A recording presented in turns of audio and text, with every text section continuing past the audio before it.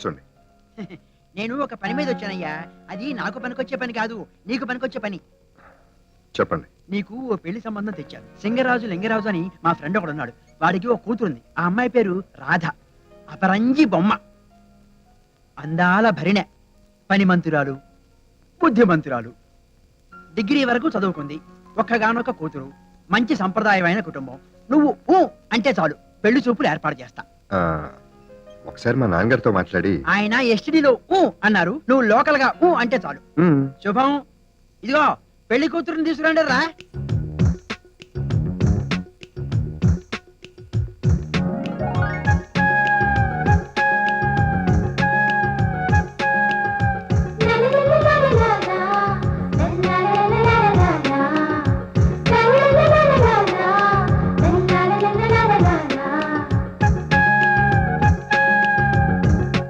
పేరేమిటమ్మా? మీ పేరు తెలియక కాదు, మీకు మాటలు వచ్చో రావో, మాట తీరు ఎలాంటిదో పరీక్ష చేయడానికి పేరు అడుగుతున్నారు. నిర్భయంగా చెప్పండి అమ్మాయి గారు. రాధారాణి. బాగుందమ్మా. అది స్వయంగా మేం పెట్టిన పేరు. బాగుండక ఏం చేస్తుంది? ఎంతవరకు చదువుకున్నామ్మా? మీరు పెళ్లి చేసుకునేది పిల్లనా చదువునా? చదువు సంగతి ఎందుకు? ఉద్యోగం చేసే దురుద్దేశం ఏమన్నా ఉందా మీకు? అలా అయితే ఈ పెళ్లికి నేను ఒప్పుకోను కాక ఒప్పుకోను. అబ్బా మీరు ఉండండి. ఉన్నాను కాబట్టే విన్నాను కాబట్టే అభ్యంతరం అన్నాను. మీరు అక్కడ ఉండండి. ఉద్యోగం చేయించే ఉద్దేశం మాకేమాత్రం లేదండి. ఇప్పుడు మీరు నాకు నచ్చారు. మీ అమ్మాయి కూడా నాకు నచ్చిందండి. గారేమైంది? మీ అమ్మాయి గారు కూడా నాకు నచ్చారండి. నచ్చుతారని మాకు ముందే తెలుసు. నచ్చకపోతే తమ దృష్టిలో ఉందనుకోవాలి. అయినా తమకు నచ్చినంత మాత్రాన్ని సరిపోదు. అమ్మాయి గారికి తమరు నచ్చాలి. అమ్మాయి గారు, పెళ్లి కొడుకు గారు తమరికి నచ్చారా?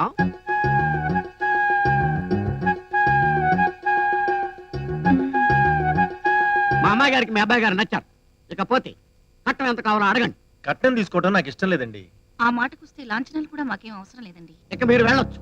వాళ్ళెవరండి? ఏసీబీ వాళ్ళు. మీరు కట్నం అడిగితే అరెస్ట్ చేయందాం అని పిలిపించాను. ఓరి నాయనోయ్, మీరు సామాన్యమైన వ్యక్తి కాదు. తమనంత పొగిడినా తమ ముఖం నాకు నచ్చదు. అటు తిరగండి.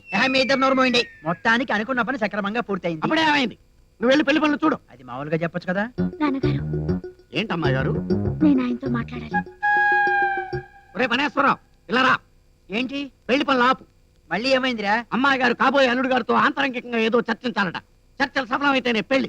నువ్వు కూర్చో. మీరు వెళ్ళి పెరట్లో చర్చించుకోండి. చూడండి బావగారు. అవ్వండి అలాగా. అక్కడ చర్చలు పూర్తయ్యేదాకా ఇక్కడ చర్చలకు తావులేదు.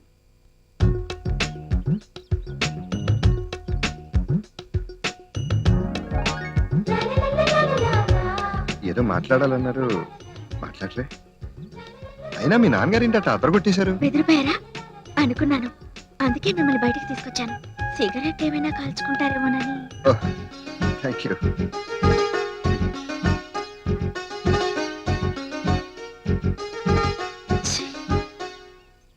అయితే మీకు సిగరెట్ కాల్చే అలవాటు కూడా ఉందన్నమాట.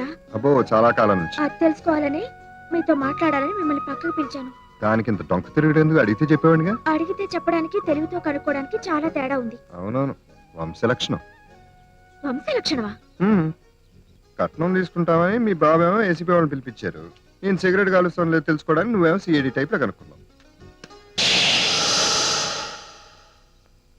నేను మీకు నిజంగా నచ్చితే ఇంకెప్పుడు సిగరెట్ కాల్చకూడదు. సరే కాల్చంలే, ఈ ఒక్కసారి. కుదరదు. ప్లీజ్. కొన్ని కావాలంటే కొన్ని వదులుకోవాలి. అంటే సర్దుకుపోవాలి.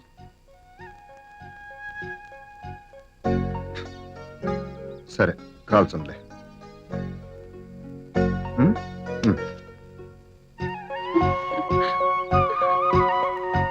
మీరు ఇంకో ముఖ్యమైన విషయం వినాలి. ఏంటి? మా అక్క బావ యాక్సిడెంట్ లో చనిపోయారు. వాళ్ళ పిల్లలు చిన్నవాళ్ళు. వాళ్ళని మన పిల్లలతో సమానంగా చూసుకోవాలి, అంతేగా? అంతే. వాళ్ళంతా మన కోసం ఎదురు చూస్తూ ఉంటారు. వెళ్దామా? ఏదైనా మాట్లాడండి. ఇప్పుడు కాదు, పెళ్ళయ్యాక. ప్లీజ్ ఇంకేమైనా మాట్లాడండి. అలా అంటే ఎలా? సర్దుకుపోవాలి. సర్దుకుపోవాలి? అదేమన్నా మీ ఊత పదమా? కాదు, మా తాత పదం. నవ్వవయ్య బాబు.